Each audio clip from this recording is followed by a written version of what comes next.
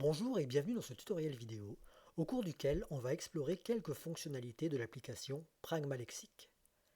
Cette application propose des cartables de base et permet d'ajouter ces cartables personnels, comme on l'a fait dans un précédent tutoriel, avec la création d'un lexique sur les plantations. Chaque cartable est constitué d'un corpus de mots, un lexique, auquel peut éventuellement être associé un album.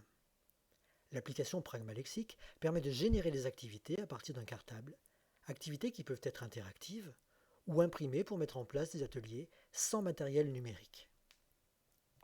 Des informations sur l'application sont consultables en cliquant sur ce livre. La documentation, les activités, les cartables, les mots, mots de base ou mots personnels, les catégories, les QR codes des cartables. Voilà, on va revenir sur les activités. Elles peuvent se tenir en grands groupes, généralement avec un TNI ou un vidéoprojecteur. Ce peut être des ateliers non numériques, c'est-à-dire que là les supports ont été imprimés à partir du lexique en cours.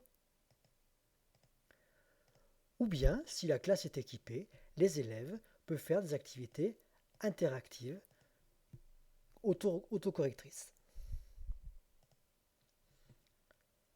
On va maintenant essayer de voir ce qu'on peut faire avec un cartable. Par exemple, fruits, légumes et ustensiles. Plusieurs types d'activités sont proposées. Les activités interactives, par exemple des paires visibles. Je choisis le support de la première carte, une illustration. La deuxième, par exemple, une photo. Et c'est parti.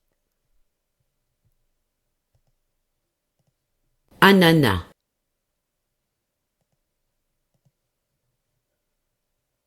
Oups. courgette,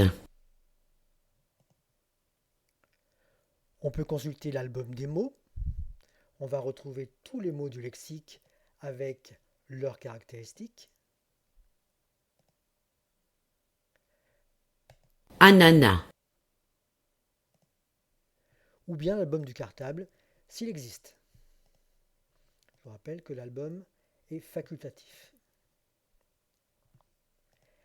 Les activités numériques dirigées, donc avec TNI ou vidéoprojecteur, par exemple, montre-moi.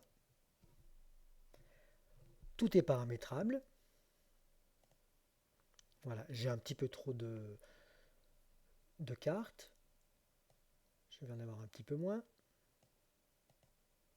Voilà, je peux changer la taille. Et maintenant, je vais devoir deviner. artichaut,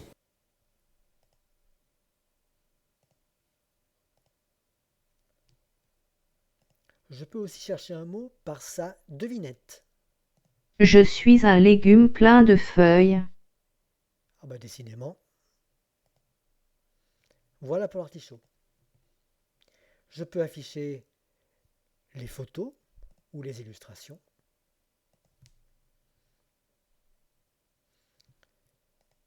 Programmation des séances. Il s'agit là d'exploiter le dispositif Apprenti Langue et d'inscrire ici la programmation des activités. Les matériaux à imprimer. Donc cette fois-ci, on va pouvoir imprimer des matériaux pour les utiliser sans outils numériques. Alors par exemple, dans les cartes à écrire, on va retrouver tous les mots du lexique en cours. Je peux changer la taille de la police. Si j'ai plusieurs cuillères, si je veux une carte avec plusieurs cuillères pour montrer le pluriel, je peux dupliquer celle-ci. Pardon, je ne l'ai pas dupliquée. Voilà, je la duplique.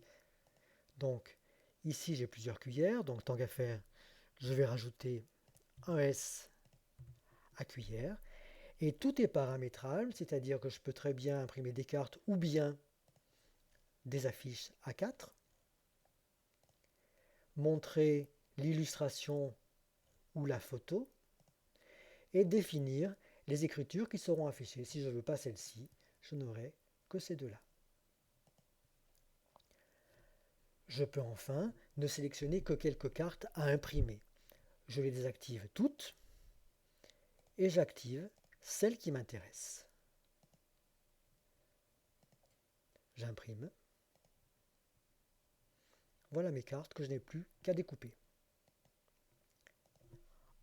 Un autre exemple, le jeu du double. Même chose, tout est paramétrable.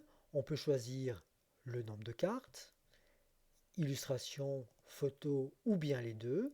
Ici, on pourrait réduire les mots tirés au sort. Je génère le double.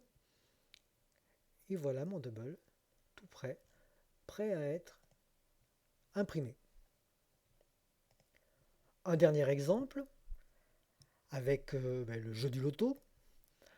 On va retrouver encore une fois certains éléments qui sont paramétrables. On va générer le loto par défaut. Voilà, donc on a une planche et des cartes.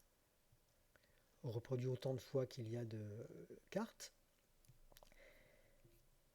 Et je vais pouvoir jouer sur certains paramètres, sur l'opacité et surtout définir ce qui sera affiché sur les différents éléments. Par exemple, si sur les planches, je ne veux pas d'image et que sur les cartes, je ne veux pas de texte, je génère le puzzle, ce qui me donne un outil de ce type-là. Voilà. Ce ne sont bien entendu que des exemples. À vous maintenant d'explorer l'ensemble des possibles pour personnaliser les jeux que vous souhaitez imprimer, pour travailler sur votre propre lexique. À bientôt.